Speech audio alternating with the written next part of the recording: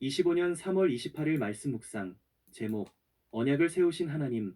본문, 하나님이 노아와 그와 함께 한 아들들에게 말씀하여 이르시되, 내가 내 언약을 너희와 너희 후손과 너희와 함께 한 모든 생물, 곧 너희와 함께 한 새와 가축과 땅의 모든 생물에게 세우리니, 방주에서 나온 모든 것 곧 땅의 모든 짐승에게니라.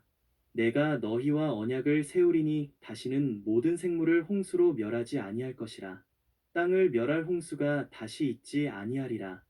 하나님이 이르시되, 내가 나와 너희와 및 너희와 함께하는 모든 생물 사이에 대대로 영원히 세우는 언약의 증거는 이것이니라. 내가 내 무지개를 구름 속에 두었나니 이것이 나와 세상 사이의 언약의 증거니라. 내가 구름으로 땅을 덮을 때에 무지개가 구름 속에 나타나면 내가 나와 너희와 및 육체를 가진 모든 생물 사이에 내 언약을 기억하리니 다시는 물이 모든 육체를 멸하는 홍수가 되지 아니할지라. 무지개가 구름 사이에 있으리니 내가 보고 하나님과 모든 육체를 가진 땅의 모든 생물 사이에 영원한 언약을 기억하리라. 하나님이 노아에게 또 이르시되, 내가 나와 땅에 있는 모든 생물 사이에 세운 언약의 증거가 이것이라 하셨더라. 창세기 9장 8절에서 17절 말씀입니다. 오늘 본문은 하나님께서 노아와 그의 가족들, 그리고 방주 안에 있는 동물들과 하나님께서 언약을 세우신 장면을 기록한 것입니다. 언약을 세우다는 단어가 본문 9절, 11절, 17절에 3번 사용됩니다. 특이한 것은 9절에서는 미래형으로, 11절에서는 현재형으로, 17절에서는 과거형으로 사용되었다는 점입니다. 이를 통해 알 수 있는 것은 언약의 주도권이 하나님께 있다는 사실입니다. 주어가 전부 하나님으로 기록하고 있습니다.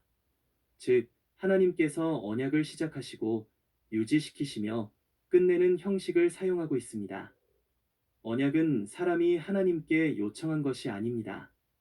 노아가 자신이 인류를 대표해서 하나님께 요청하고 협상하고 조율하여 연 상황까지 온 것이 아닙니다.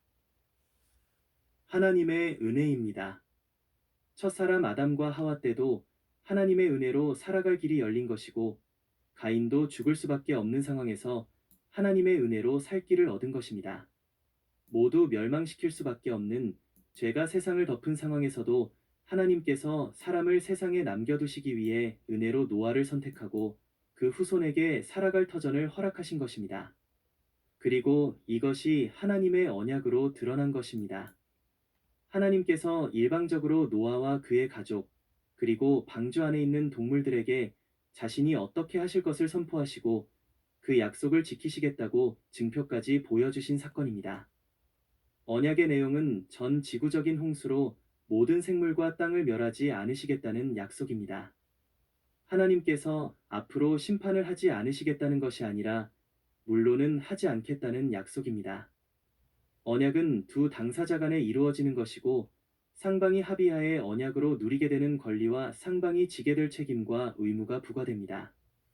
그러나 본문이 언약은 하나님과 노아로 대표되는 인류와 모든 생물과 이루어지고 있지만 의무와 책임을 하나님께서 오로지 담당하십니다. 그리고 그 언약의 혜택은 모든 인류와 모든 생물이 누립니다.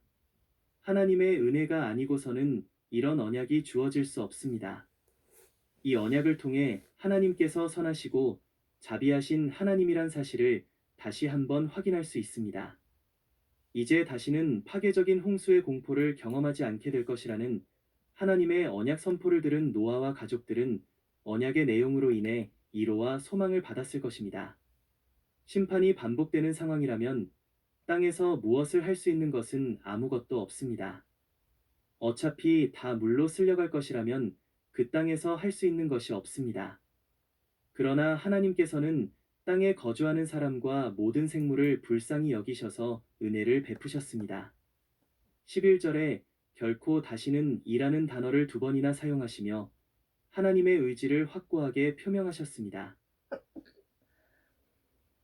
폭풍우가 지속되는 상황이 올지라도 하늘의 수문과 깊음의 샘이 하나님의 말씀으로 열리지 않음을 믿고 하나님께서 허락하신 땅에서 하나님의 언약의 말씀을 신뢰하고 우리의 삶을 살아가야 합니다. 하나님께서는 언약만 선포하신 것은 아니라 본문을 통해 확인할 수 있듯이 언약의 증표도 주셨습니다. 그 증표는 무지개입니다. 사실 본문에서 사용된 단어는 무지개가 아닙니다. 본문에 사용된 단어는 케세트로 단순하게 번역하면 활이라고 할 수 있습니다. 우리가 익히 알 수 있듯이 활은 전쟁이나 사냥에 쓰이는 무기입니다. 이 활의 의미를 두고 노아 홍수를 해석하자면 하나님께서 활로 물이라는 화살을 땅을 향해 발사하신 것입니다. 이 활은 가지고 있다는 것은 적을 향한 공격을 암시할 수 있으며 적대적이라고 생각할 수밖에 없습니다. 그런 활을 하나님께서 하늘에 두시겠다고 선언하고 계십니다. 그리고 무지개의 방향으로 확인할 수 있는 것은 활의 방향입니다. 홍수 때에는 활의 방향이 세상으로 대표되는 땅을 향한 것이었다면 이제 활의 방향은 더 이상 세상을 향하지 않고 세상 밖을 향하게 된 것입니다. 그리고 이 언약의 증표인 무지개는 사람을 위한 것이 아니라 하나님을 위한 것입니다. 이 무지개는 언약을 상기시키는 증표인데 이 무지개가 나타날 때마다 하나님께서 노아와 세운 언약을 기억하시겠다고 말씀하십니다.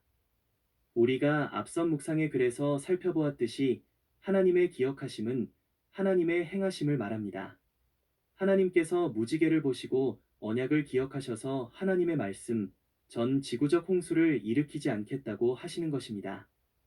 그래서 이 무지개는 언약의 징표이자 하나님의 자비의 상징이라고 말할 수 있습니다.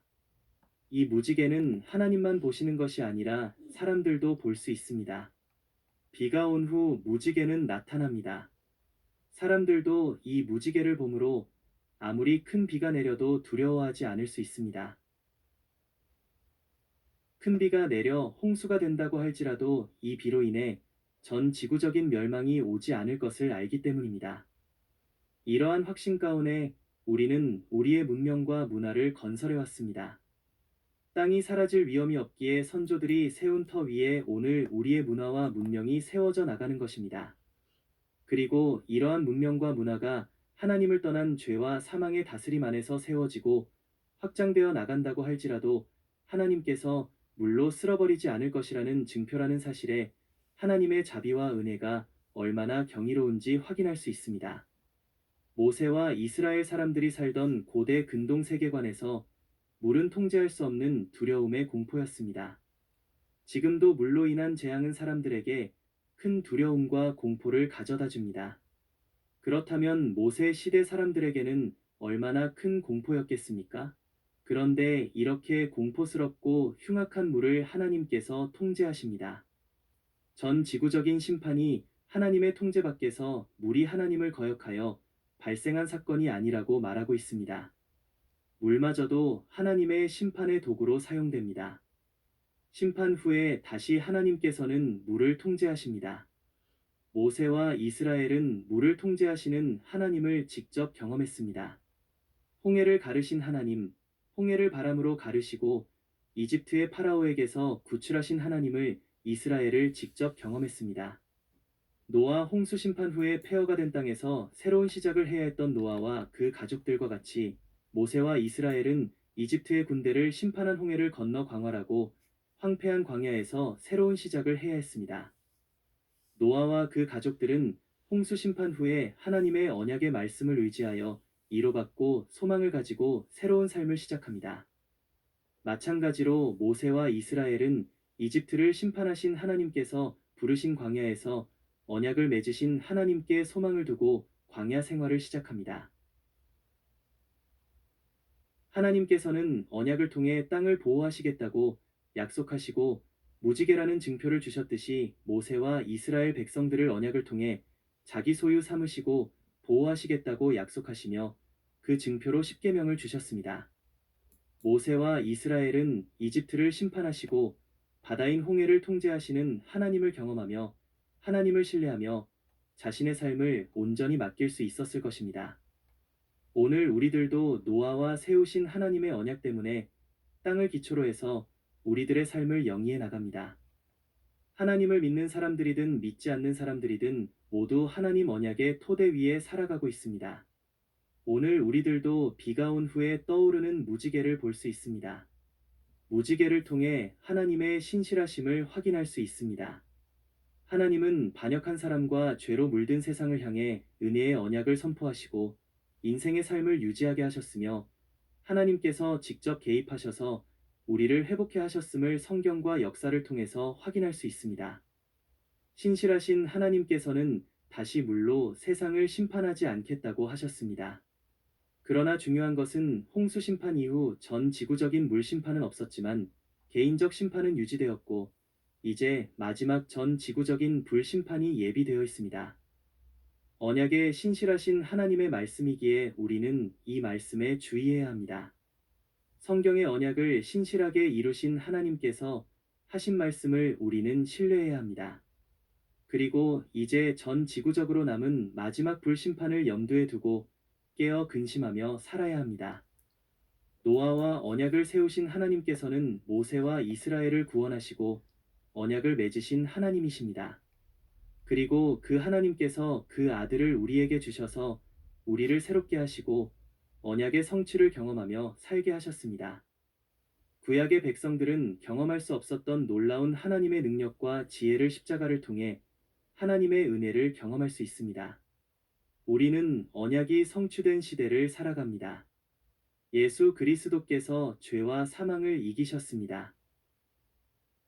그러나 아직 온전한 회복을 이루지 못한 과도기를 살아갑니다. 아직도 죄와 사망이 우리를 다스립니다. 이 과도기를 살아가면서 우리는 하나님께서 우리에게 약속하신 말씀을 신뢰하며 살아가야 합니다. 그리고 깨어 마지막 때의 심판을 준비하는 삶을 살아가야 합니다. 오늘 하루가 우리에게 주어졌습니다. 우리에게 주어진 한 날도 하나님을 신뢰하며 두려움과 공포가 아닌 죄와 사망을 이긴 주님을 따라 믿음의 길을 걸어가야 합니다. 하나님을 떠난 자신의 욕망을 추구하는 삶이 아닌 말씀을 따라가는 삶을 살아가며 깨어 있어야 합니다. 한 사람이라도 구원받기를 원하는 하나님의 마음을 가지고 비온 후 떠오르는 무지개를 보며 주어진 삶에 최선을 다해 하나님 나라를 세워가는 삶을 살아가기를 예수 그리스도 이름으로 축복합니다. 더 깊은 묵상을 위한 질문 1. 성경에 기록된 신실하신 하나님의 언약을 내 삶에서 어떻게 경험하며 살아가고 있나요? 2. 하나님께서 주신 언약의 증표인 무지개가 내 삶 속에 드리운 두려움과 불안을 극복하는 데 어떤 영향이 있을까요? 3. 오늘 내가 살아가는 삶이 하나님의 언약을 신뢰하지 못하고 내 방식대로 살아가는 삶인지 아니면 하나님의 언약 안에 거하는 삶인지 어떻게 구분할 수 있을까요?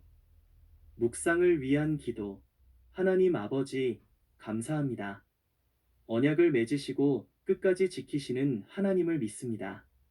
오늘도 하나님의 신실하심을 찬양합니다.